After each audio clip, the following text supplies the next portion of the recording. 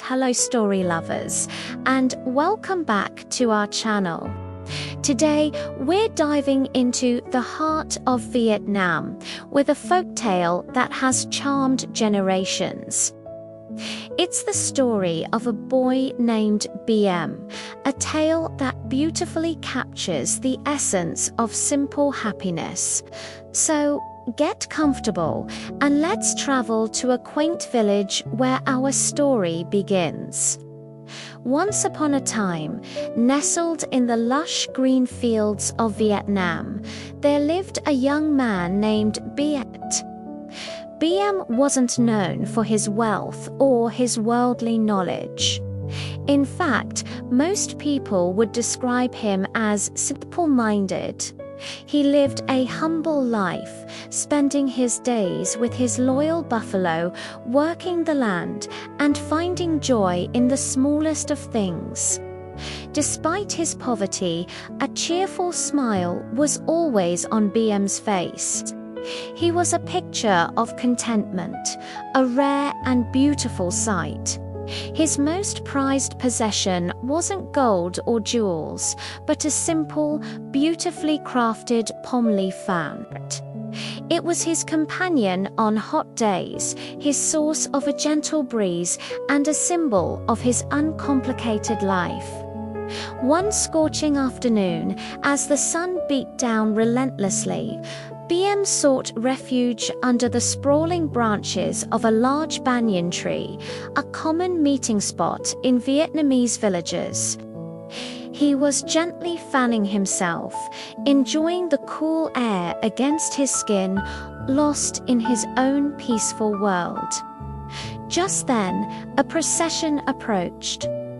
It was a rich and powerful mandarin, carried in a fancy palanquin, surrounded by his servants.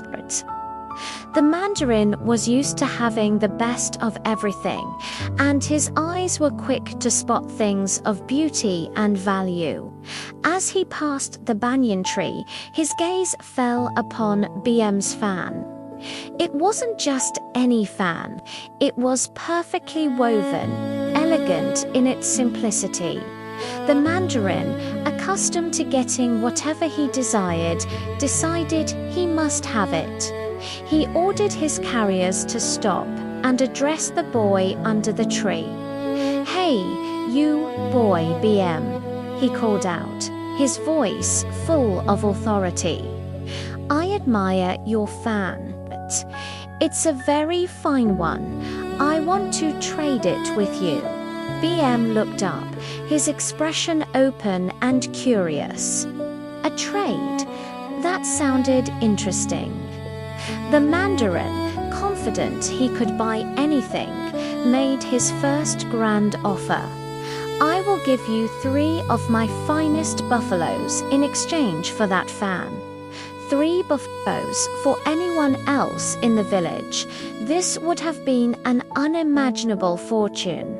3 buffaloes could plow many fields and provide for a family for a lifetime. The villagers who had gathered around gasped, waiting for BM's ecstatic yes.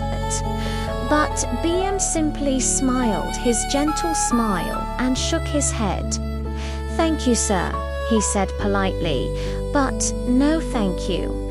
I already have 1 buffalo, and he is my friend. I don't need that many buffaloes. What would I do with them all?" The mandarin was taken aback. No one had ever refused such a generous offer from him before. He thought perhaps BM didn't understand the value of what was being offered. He decided to up the stakes, offering something even more universally desired. "All right then," the mandarin said, a little less patiently this time. "If you don't want the buffaloes, how about this? I'll give you an entire boat full of rice, enough to feed you and your whole village for a year." A boat full of rice. The crowd murmured in astonishment. This was the dream of every farmer, a guarantee against hunger and hardship. Surely, BM would not refuse this. But again, BM just shook his head, his smile unwavering. "Oh, that's very kind of you, sir," he replied. "But I can't possibly eat that much rice. It would spoil before I could finish it. My small pot is enough for me." The mandarin was now growing frustrated. This simple boy was making him look foolish.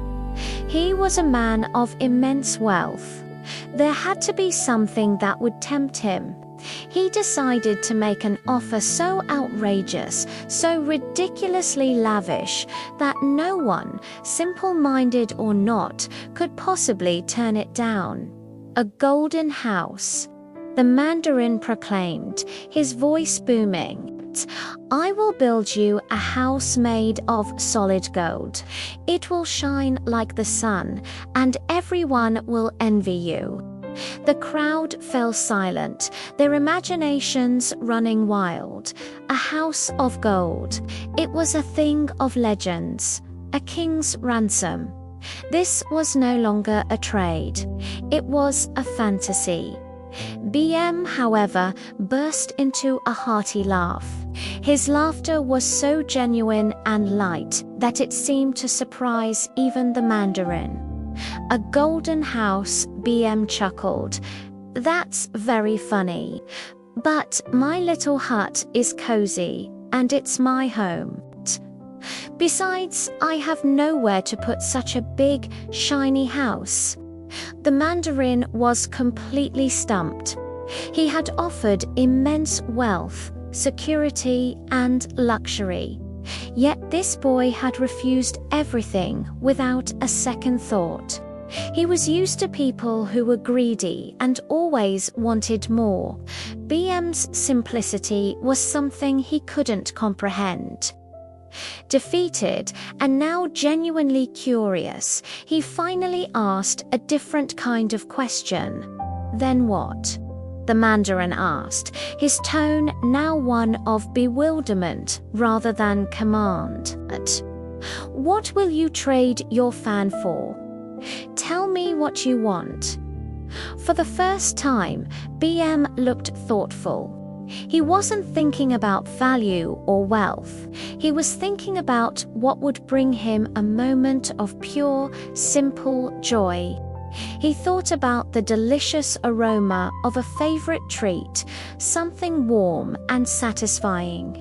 His eyes lit up as an idea came to him.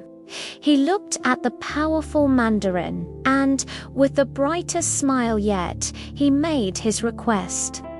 "If you really want my fan," BM said, "I will trade it for 3 baskets of Xi. The mandarin was confused. "What is Xi? BM explained. "It's boiled sweet rice, sticky and delicious. If you give me 3 big baskets of it, the fan is yours." 3 baskets of sweet rice. The crowd couldn't believe their ears. After refusing buffaloes, rice, and a golden house, all BM wanted was a simple, common snack. The mandarin was stunned into silence for a moment. Then he let out a laugh. It was a laugh of surprise and perhaps a little bit of admiration. This was a deal he could easily fulfill. "Done," he declared. He immediately sent his servants to the village market to bring back the finest sweet rice they could find.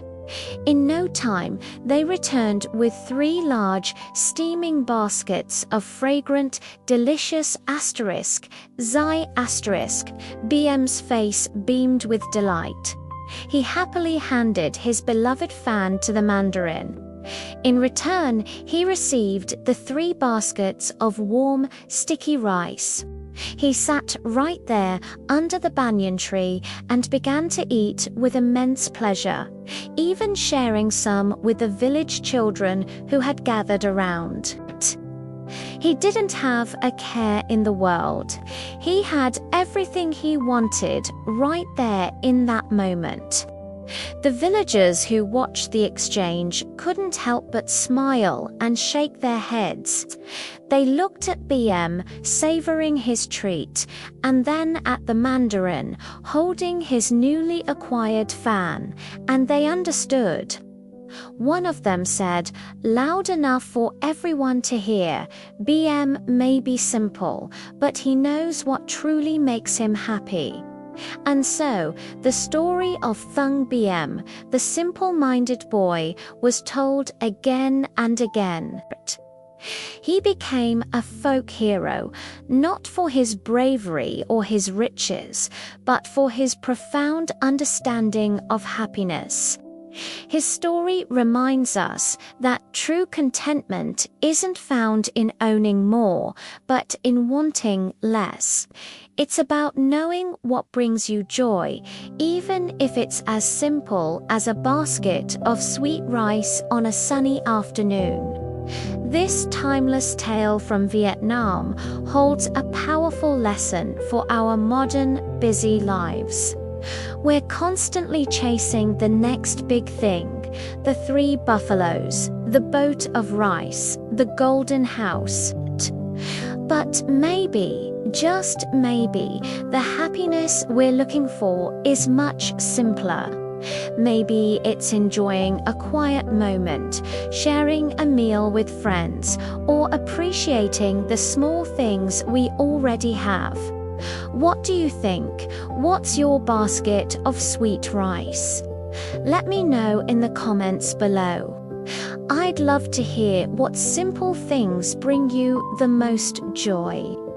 Thank you so much for joining me on this journey into Vietnamese folklore. If you enjoyed this story, please give this video a thumbs up and don't forget to subscribe and hit that notification bell so you don't miss our next adventure into the world of stories. Until next time, stay curious and find your joy.